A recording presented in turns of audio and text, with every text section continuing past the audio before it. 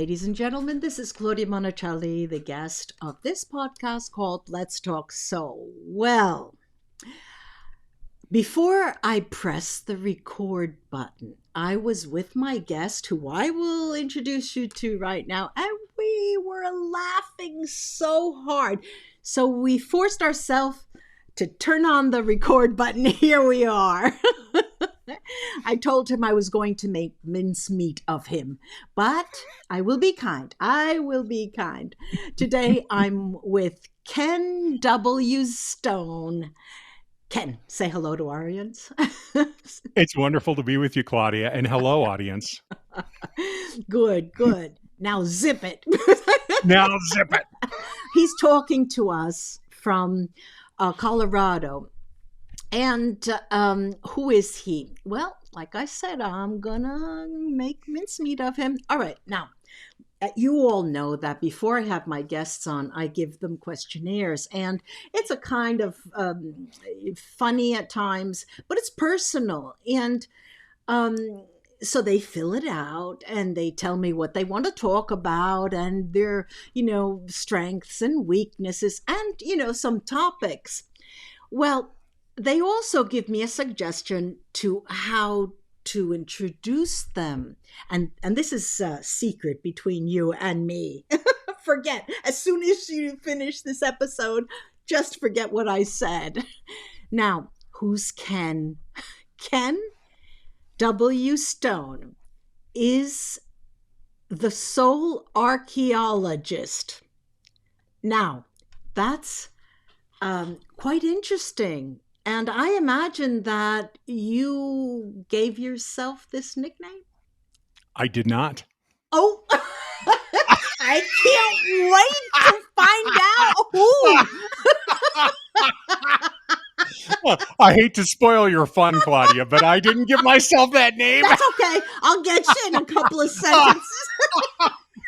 We're still going to get to the mincemeat, aren't we? Oh, yeah. It's going to be a long episode. Oh, please. Come on. Let's get back. Sorry. Serious. I'll pull it together. Yes. You were saying someone gave you that nickname or... Yeah. And you don't want to tell us who it is? Oh, I'm happy to tell you. Okay. Yeah, I didn't get that you wanted me to tell you the story. Of course. Why would I talk about it? Wake up, Ken. Oh my God. Yeah. Well, listen, crying. back at the beginning. Yeah, I'll be crying here in a moment too. Back at the beginning, which wasn't that many years ago, probably in 2008 or 2009 is when this happened. And what happened? This is the naming that you're asking okay. me to tell you about. Okay. And I thought I missed something.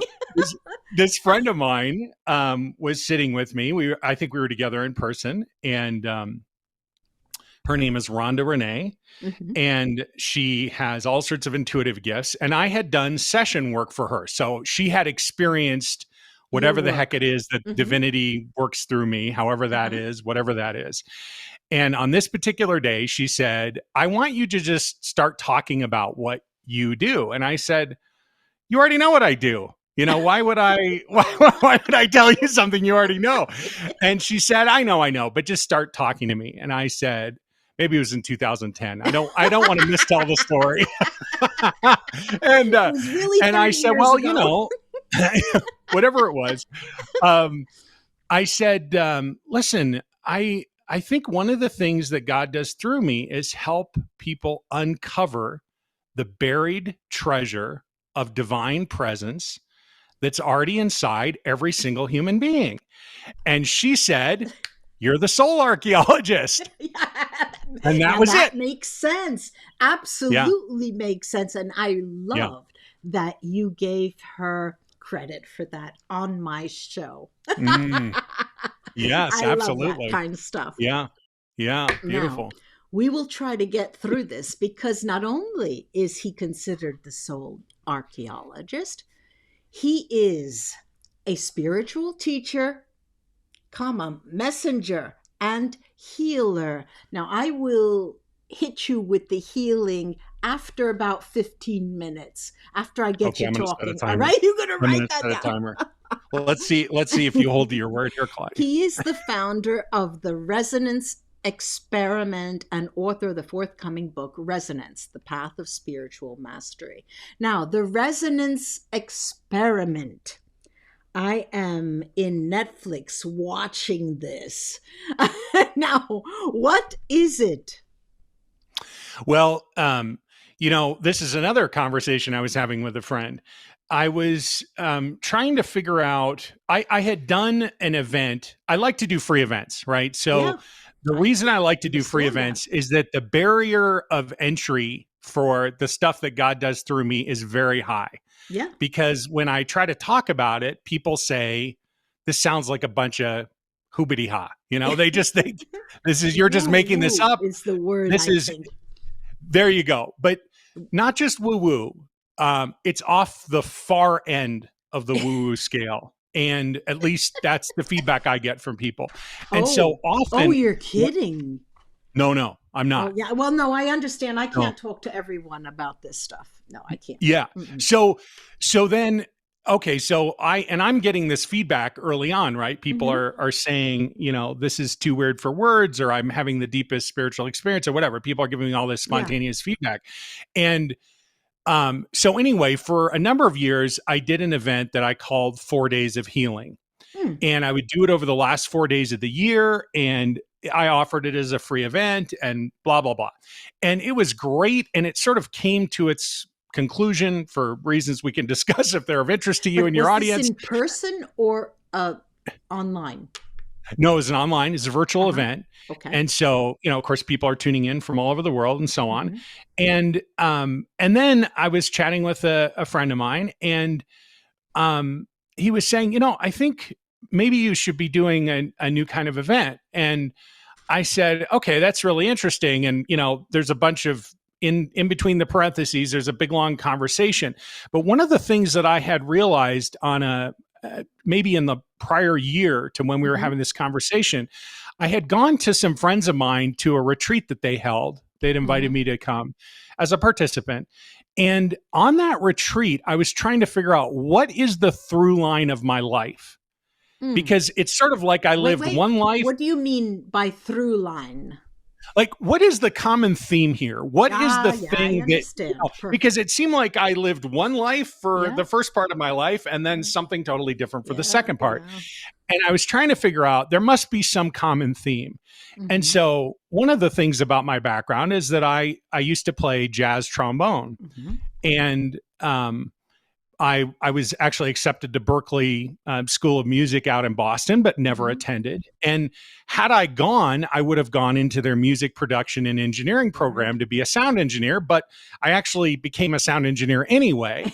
And when I was doing sound, I wouldn't have described it that time because I wasn't conscious in this way, but looking back on it, I would say it was a very spiritual experience for me to do sound.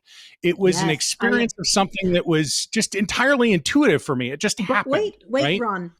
Ron, Ken Stone. I came out with Ron. I don't know who Ron is.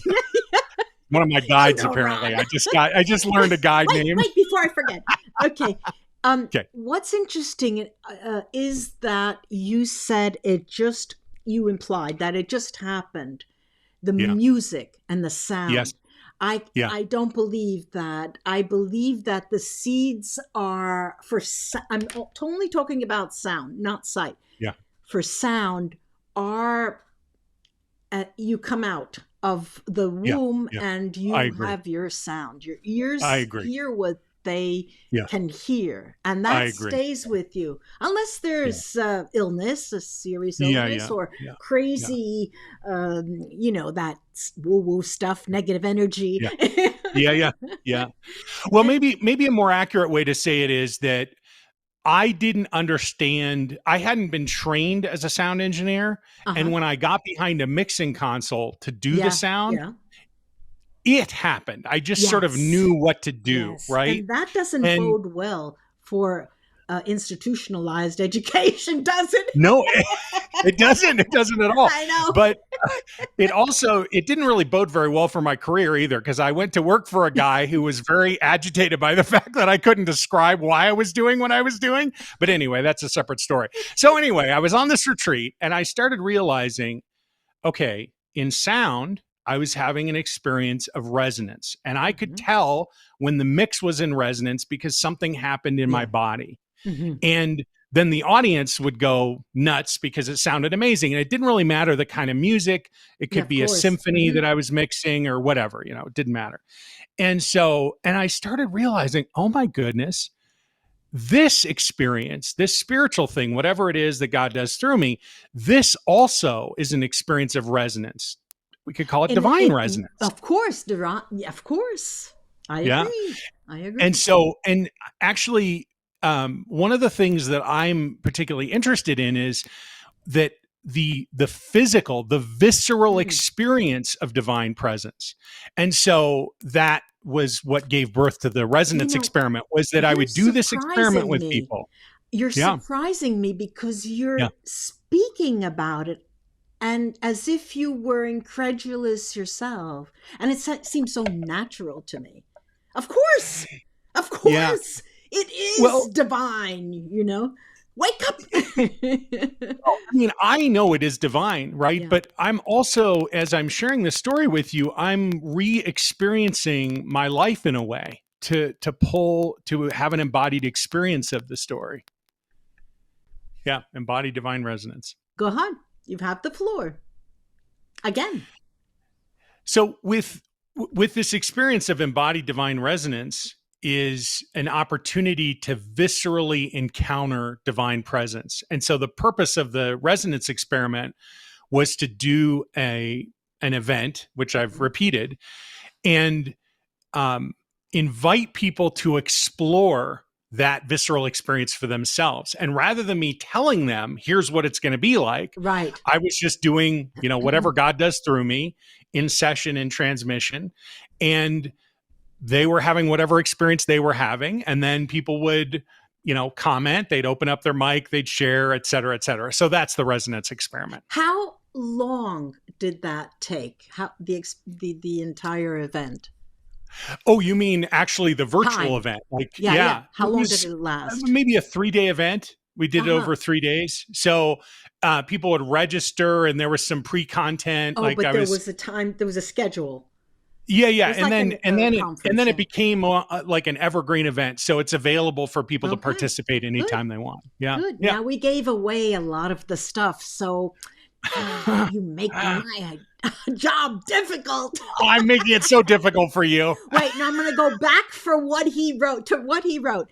God expresses through Ken, this man here, in a very unique way. When people sit with him in transmission, now, what do you mean by in transmission? Well, transmission is just the best way that I know how to describe what my perception is of what's happening. And what I mean by it is it's something more than a meditation, because I become aware of everyone who's participating and I'm witnessing them energetically or spiritually. I'm trying to think of a synonym. Yeah, it's difficult. I'll say a session or a transmission. The reason I use the word transmission is that I differentiate between transmission and meditation. Okay. But often my students don't. They'll just say, "Oh, that was a great meditation," and in my vernacular, I would say, "Well, that was a transmission." But who cares? I know I'm not following the right road here, but I have to say, while you were talking before as well, it was very clear to me that we're talking about love very simply. Yes. And, it's almost as if people have trouble talking about love, even saying the word love, just as much as they have difficult talking about money to someone they don't know. And it's interesting. It's very, very interesting that people sort of dance around the idea. and because it's scary, maybe, do you think, Ken, that people are fearful of it? Yeah, I think you have something there. I Yeah, think that, yeah. there's this idea that I have kind of developed over the years that I think of as the core wound. I'm Yeah, sure it's not unique to me. In fact, yeah. I'm guessing that nothing I say is unique or different. How He could it said be? it, he did admit it. I mean, I think that's just true, right? Yeah. So there are only so many words to describe the ineffable. But anyway, my idea about the core wound, for sure, my core wound relates to unconditional love, a lack of unconditional love. And I've hypothesized that that may be universally true. But Yeah. whether it is or it isn't, I can say definitively for me it is. And I mean, the minute we start talking about love, you and I, or any of us on the planet, I think we are definitely treading into a very vulnerable space for many Vulnerable. people. I think you're Yeah, right. That is the yeah, perfect word. yeah. Vulnerability. People are, quite vulnerable. It's like being on the I dance Argentine tango. And so Oh, when the floor is empty, they put on the music, you get invited right away, and you're the only couple on the yeah, dance floor for, yeah, forever, it seems. yeah, yeah, yeah, yeah. Yeah, and that's a vulnerable place to be. Oh yeah, That's yeah, yeah. It can feel very yeah, naked, I think. And yeah, talking about love is, I would say, it's a form of being naked emotionally, yes, spiritually, sure, sure, perhaps even physically, right? Because for many people, there are sure, so many traumas that are related to yeah, what maybe for other people are a loving dynamic, but for that yeah. individual isn't. So, When you say spiritually, physically, we have that word. Emotionally, that still mhm. is another, we don't talk about that Oh yeah, emotionally. yeah, Um, and it's interesting because there's the concept of love. Okay, we have the concept. All right, this just podcast talks about soul and what's the soul. Okay, what is that soul? And when we talk about love, there is sort of, for me, it just, spirituality is love. I don't yeah, have any distinction other than yeah, that. yeah, And yeah, it amazes me how people discuss what they do in a way that doesn't always get the message across, yeah, but they cater. I think this is it. They cater to a certain um, target, a certain niche, maybe a market niche. I don't know. And it was quite. It's quite always quite interesting for me to see, um, you know, how people do the work they do, whether they're architects, whether they're, whatever, they cut stones or anything, but the way they do what they do, and they talk about it to sell it, to get you enthusiastic about it because they just love their job. Very few people can do that. Very few people are enthusiastic about what they're saying, what they're listening to, and it's so sad, so sad. You know, um, I, there, I sometimes I think, well, it could be worse. I mean, you might have to pull teeth to get something out, and that frightens me. That frightens me. But I think, here we're here. We're supposed to be speaking. We yeah, have to yeah, speak. yeah. Yeah, yeah. Well, I don't think you're going to have any problems with I mean, if anything, I'm too enthusiastic, Claudia. Wait, let me See, go get that bio data. Let me go back to yeah, the. come on, let's come. I mean, where's the mincemeat? So far, I'm Okay, very wait a minute. Wait, disappointed. wait, wait. All right, so we said God expresses himself through Ken in a unique way, where people who sit with men in transmission, we just spent 15 Transmission. We already got minutes carried away with talking something about on that that. word. All right, and you already all know that they have a profoundly different experience of the divine in their body. Okay, now we did take a winding road to get here. Now comes something specific, and we will make him tell us more about it if we want. Let's see. All right. Let's He see. has worked, for example, he has worked with a number of advanced former students of Maharishi Mahesh Yogi, if I'm saying that correctly, who each said, unprompted, following their initial session with him, that was the deepest spiritual experience of my life. Hats off to you, Ken. Now you're going to explain to us who is Maharishi Mahesh Yogi. Well, he was the man who founded transcendental meditation, right? So Okay. he was a very well-known spiritual teacher, and I didn't study with Maharishi. And what's maybe I can explain this comment, even the origin of this. I was sitting with a friend and a colleague of mine. We did an event together in Santa Fe, New Mexico, and we went out to get ice cream afterwards. And oh, thank God for that detail. That's important. Love it. I'm telling you, it is important because of the person that took me out. Anyone who knows Alan Davidson, you'll remember he's not in the body anymore, but this will make you giggle if you know Alan. So we were sitting, he said, I'm going to take this boy out for ice cream. So we went out for ice cream, and we were sitting there in a Baskin Robbins in the most innocuous place. And we started having this profound spiritual conversation, which I think every conversation is spiritual. So good. But Alan had a particular gift around sort of language and so on. And he started describing his gift in this terminology that just blew my mind. I don't remember exactly what he said. I wish I could. He has a gift, even, being able to mention he does definitely have a gift. He had this beautiful gift. And I said to him, oh my God, I wish I could describe my work in that way. And he looked at me and he gave me maybe some of the best advice, just single line advice. Tell us. It's such good advice. Tell us. He said, pay attention to what people are saying to you. Because what they're telling you, they're giving you the answer to the question that you're asking right now, Ken.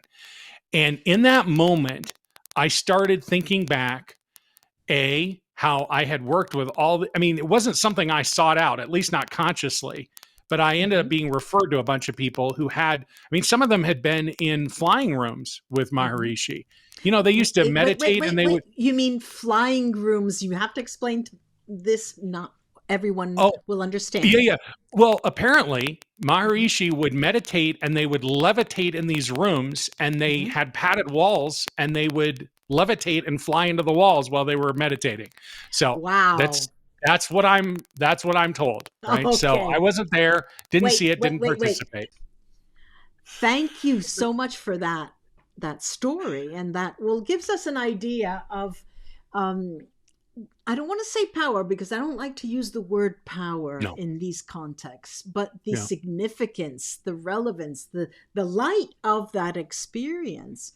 Now, Ken tells me that, and this is odd for me, Ken helps elite athletes, high-performing teams, and spiritual messengers unlock and express.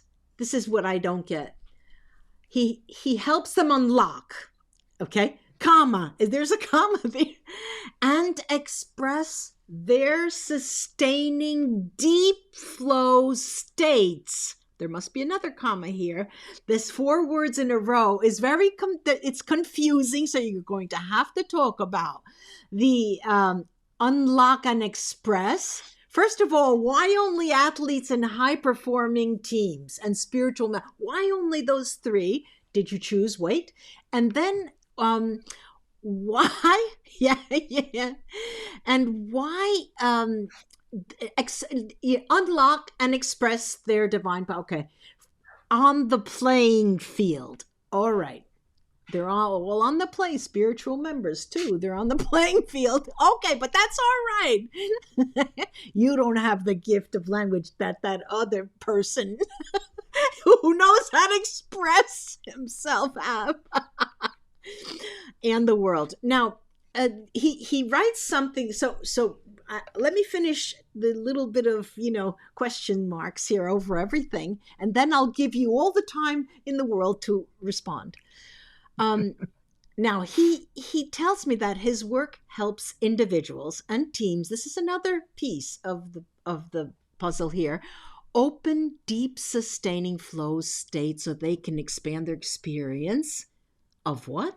Their experience of the zone, in inverted commas, professionally and personally. Now I'm thinking, Mama, he just threw that word spiritual on top of all this. And now they're athletes, and all of a sudden they're on the playing field and they're in the zone.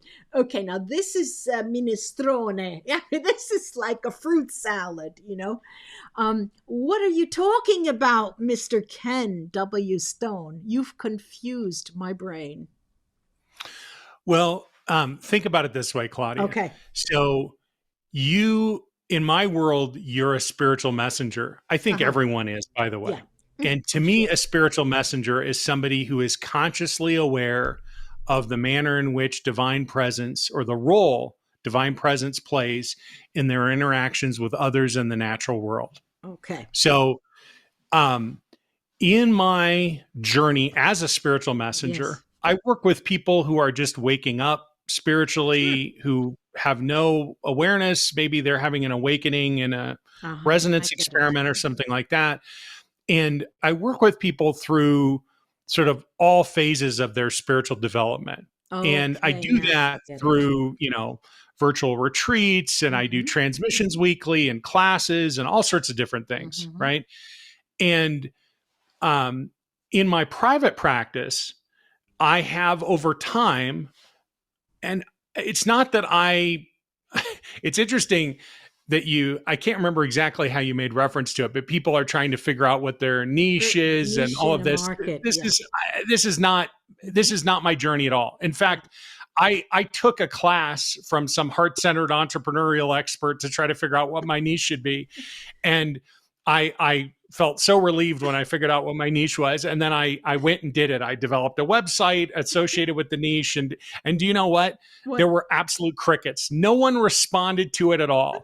And then I said, I'm still trying to figure out what crickets is. Silence. Nothing's there, silence. Right? It's empty. Yeah. All you can hear is just the crickets. Yeah. So then I said, the heck with this. I'm just going to do what I feel called to do. I'm going to follow that inner call that, I feel like it's divinity calling me, but whatever. Right. And so I started doing that. And the minute I started. Before you go on, I want to tell everybody that he is not speaking, and if you will allow me to say this about you, Ken. Please. He's not speaking from a position of privilege. He forgot to tell us that the decision that you made, Ken, does cost you a great deal in terms of change. And that has a very big price at times. Indeed. You go back. Yeah. Yeah, I guess that is important to say, isn't it? Sure. What a beautiful witness you are. Oh, thank you. Thank you. You are sweet. You are sweet, but I'm going to turn you into mincemeat shortly. I ain't finished. I gotta come back. Let me open this file again. Come on, you're tricking me. No, I'm not trying. I'm not. I'm just trying to have fun with you. So so that decision for me was a place of total freedom. And the freedom there was, I could care less how this lands. This isn't a marketing effort. I'm not trying to fit into anyone else's ideas. I could care less what the world thinks I should do or what any particular person thinks I should do. I'm going to do as I'm called. I'm going to follow that lead, and that's going to take me wherever it takes me. And there were, I'm sure as you know from your own experience and from having worked with many people in this process, there are many different layers of that, right? And there's sort of an ultimate surrender process. And I've gone through all of that. But the point that I'm trying to make is that the people that I have ended up working with in my private practice have not been a function of my, marketing some strategies. idea that I had. Yeah. It wasn't like, oh, I want to go find those people and figure out how to get them into my practice. They just showed up in my practice. They were referred in. Yeah. And in sort of the same way that this gift started expressing through me, from my perspective, in a very spontaneous way.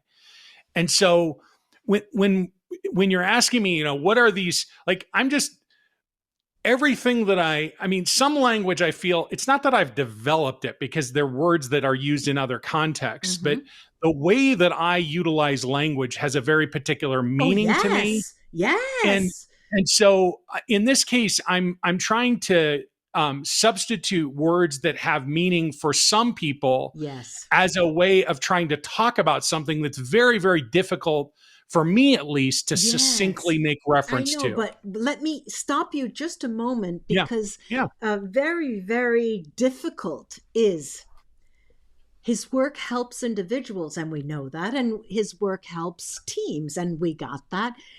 But he helps them to open sustaining deep flow states. Yeah. What is that? I wish I understood what you just said, but I'm very impressed. You're speaking Italian. It's beautiful. It's very exciting. My ability to speak fake Italian is not matched by your ability to speak real Italian. You're throwing smoke in our eyes, and I'm not trying to. Yeah, I know. This is. But what does it mean? Those flow states? Yeah. Maybe I don't know that word.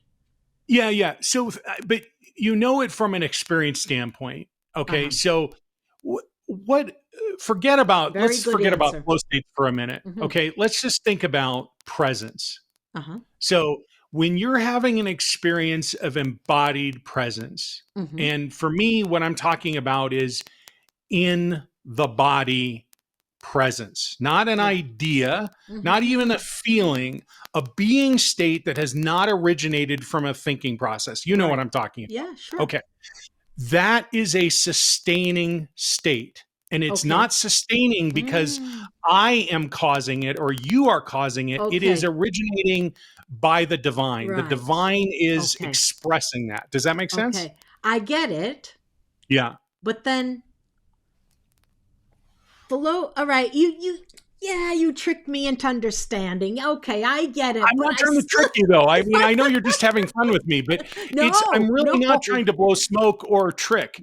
Okay. For me, a flow state is where, think of it this way. You stand in the middle of a river, and depending on in which state of consciousness you're in, the river is about to kill you. You can direct the river to do the things you want it to do. You are surrendered to the river. That is, you are in flow with the river, or you are one with the river. Okay. I'm starting to get it. We've been laughing again. He said, are you going to put this on video? Because if people look at me, first I had one headphones, and then I didn't have any. Now I have a different one. Yep. Like he's a unique guy. Part of the divine mystery here is that I boom, boom, boom. In addition to deep flow states, headphones change. Okay, so let's back to your question about what is this deep flow state, right? I think I got that. Yeah, you get it. And but there's an underlying the sports metaphor comes up, and being in the zone professionally.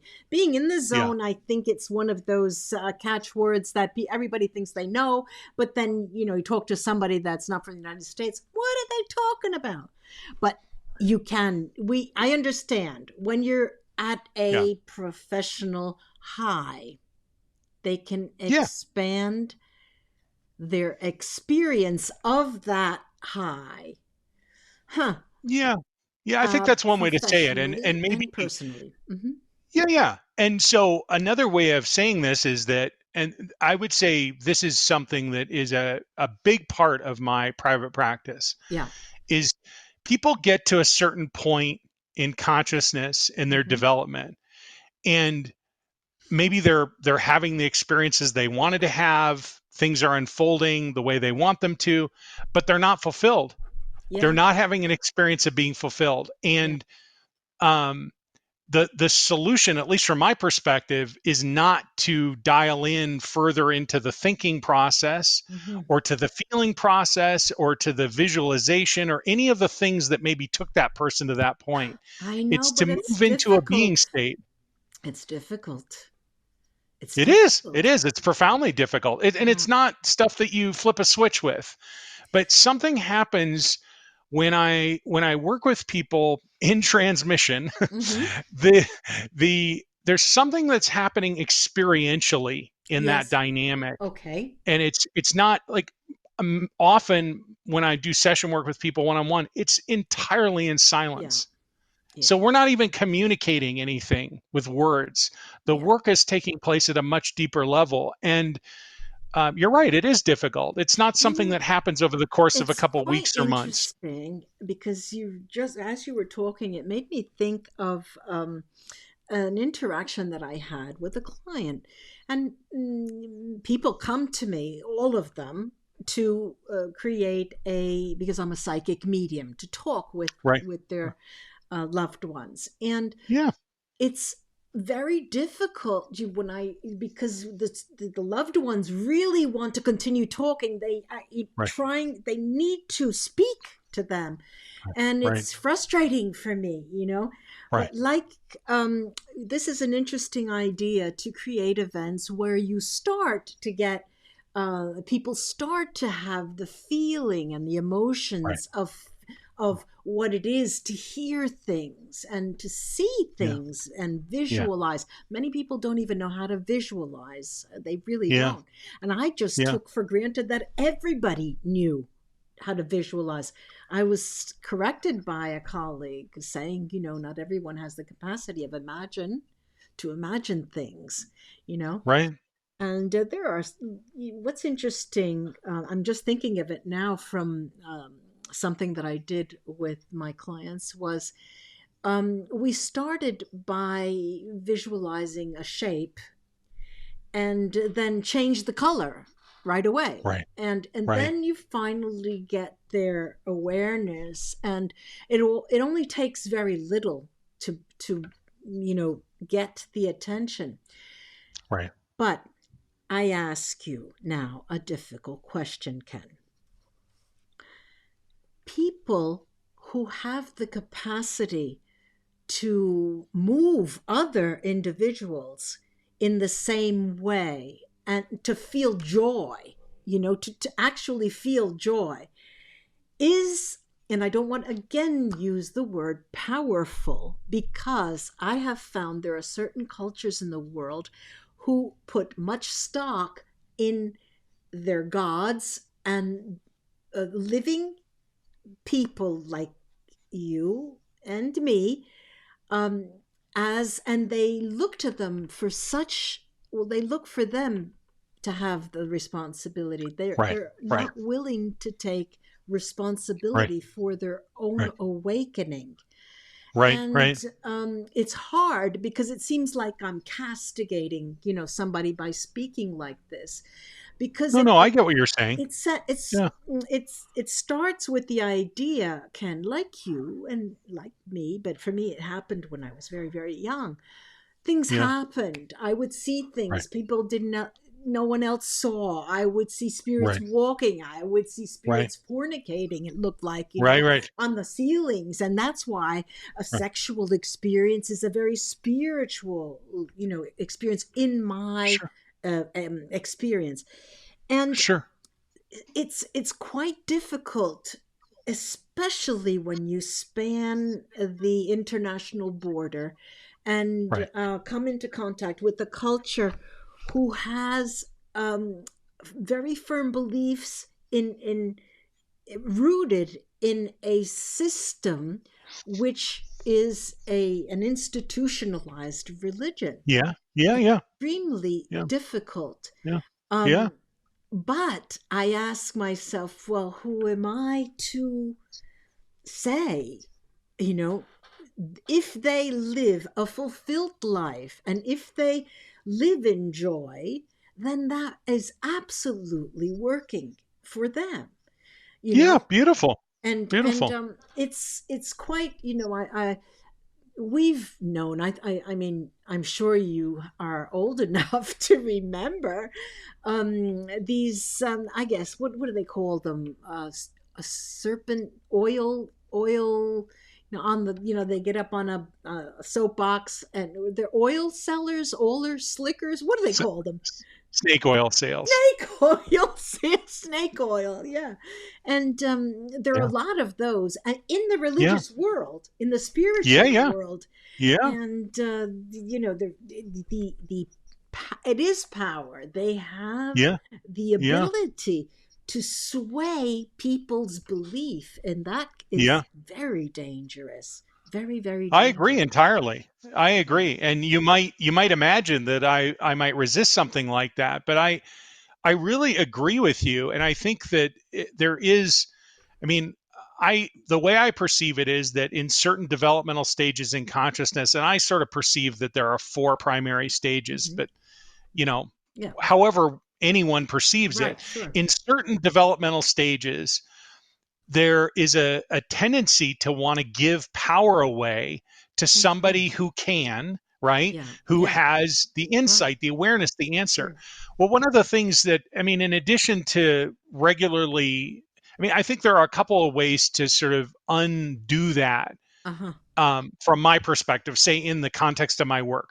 Okay. One of the things that I think is essential, that I feel called to for sure, is a level of vulnerability, of authenticity, of humility, and of embodiment Hmm. that is a counteract to Yes. that. But Yes. but it's Absolutely. I don't stand in that space to counteract, but to be who I really am. Yeah. That's my goal. And This who I is, really am people is don't just know. a They don't know. Many right, people right. just They don't don't know who right. they are. That's right. That's right. And but I am discovering who I am, Yes. and I'm doing that in a way that is maybe more public and more Yeah. Okay. I see um what you're just- saying. Yeah. you Yeah. see what Yeah. I'm saying? I So see. so Sure. I when I say to somebody, "Listen, I perceive divinity in this particular Yeah. way," or I'm having an experience, in the same breath I'm saying to them, listen, I believe, Yeah. I have the experience that divinity does something through me, but what that means to you is something that only you can assign meaning to. Obviously. And yeah, yeah. And so, and then you discover through your own intimate Yeah. experience with divinity Hmm. what divinity is calling you towards Yeah. and what that The means to idea, you. the key You, word there is intimate. yeah, Because it yeah, is very, very intimate. Because yeah. then, there still is a tendency, I have to say, and it makes me laugh, that people just divide the physical from the mental and from the Right, emotional. And right, so, right, I'll just have, it's a friend with benefits, or, oh my right, right. God, Right, just right, to, right, right. in As if plain these things could English. be Yeah, separated. as if Right. they could Yeah. be separated. And it makes me Right. laugh. And I think, oh my God, where did they learn their language, Right, Or, right, right. but it's I'm very pleased that I didn't have to make mincemeat. Did that come out right? Mincemeat of you. You did it yourself. But this is such jolly good fun. It was really, really good. I liked talking to you so much, immensely, Ken. But you surely must have in your box of tricks the plans for a book. I don't just have plans for a book. I have a book. Where is it? You And didn't tell me. it's well, it's at the beginning of the bio, but we went in such granular detail through the bio. We got distracted with other exciting things. Oh, I'm Um sorry. look, I'm sorry. I did say it. Rest. I no, no, didn't get to it's the all end of good. the It's not sentence. published yet. And what I will Oh, tell you is see? that um it's the first, I'm sure, of many books. Good for you. It's a book that is connected to a class that I've taught, and the name of the class is Igniting Resonance. Okay. And but the book is when I first taught, the book is Resonance, the Path of Spiritual Mastery. And that book is really a wonderful companion to the class, but also a deeper exploration. And I will tell you, I'm in the place in the writing process of refinement. The book was ready to be published. Well, for me, it's fun. It's fun. I'll describe it briefly. Experience. It's what I'm doing is I'm in the process of integrating my noise from the book. In the process of paying someone to do it for me. No.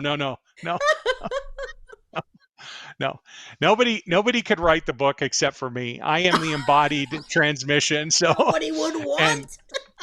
Nobody would want to. I'm the only person who could get this excited about these topics and explore at this depth. Anyway, it should be coming soon. Yeah, there's a book. Wait a minute now. So, it doesn't have a material form yet, does it? Well, it depends on what you mean. I mean, there are many copies of it. I can print it out on the printer, and then it has a material form. But in terms of a published book, okay, I get it. So has it been published yet? No, not yet.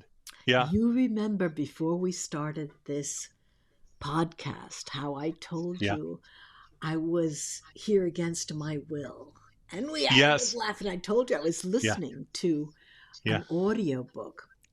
My question: do you think you'll consider the audiobook of your written version? I won't just consider it. I guarantee you I'm going to do it. Okay, I'm absolutely and you will be doing the narration. Oh, I will read it. Only I could read it. Yes. Yeah. Yes. That's, I agree. For sure. Yes. Just like Prince Harry. Yeah. That seems like a bridge too far here, Claudia. I'm not at all like Prince Harry. And I don't mean to diminish Prince Harry. I'm just saying I'm not a prince. But yes, I will be reading. You're still not awakened enough. Further down the line, you'll be a prince pretty soon. Listen, a prince of peace, perhaps. But if I'm a prince of peace, then maybe we are all princes of peace and love, and maybe that's what you're saying. Oh boy, you are really good. You do put a period after a good sentence. All right, now I will indicate, of course, his YouTube channel, which is called the Soul Archaeologist, and it also is the Facebook. I see. I screwed up here. Wait a minute. There's no spaces, and so I ruined this presentation. So confusing. For you. How awful! How awful! It's all my fault. It's all my fault. I know it's your fault. Just like in Tango, the men always make the mistake. I know it's your fault, but it sure is gracious of you to own it. Oh my goodness, this is so phenomenal. You're so funny because you make me think that you've heard this for the first time. You know, it's not part of your programs. All right, so we have the Soul Archaeologist, Ken W. Stone, the Soul Archaeologist. That's the YouTube channel. That's the YouTube channel. We gotta go there. I'm gonna go there right away. Facebook. You go there right away. Ken Stone, spiritual teacher, and then his website, kenwstone.com. And he has a free class, just how he described it to us in detail. And you want to be with this man in transition. What do you think? Can we end on that note? It's a great note to end on. I would be honored to be in transmission with anyone who feels called to participate. I said transition. It's transmission. It is a transition too. Transmission is a transition state. You're right. Claudia, thank you. Okay, thank you wait a minute. No, we have to talk to you soon when the book is out. Okay. We'll have time to read it, and then we can. And then maybe some mincemeat. I mean, maybe then. Yeah. Yes, after the book comes out. I'm really good with the red pen. I got new red ink today at my favorite pen store. Oh, good. Good. I'll get you a copy of the manuscript. I got the fountain pen. I love fountain pens. Goodbye, Ken. Thank you so much for these lovely time. It was a pleasure. Bye-bye. Bye.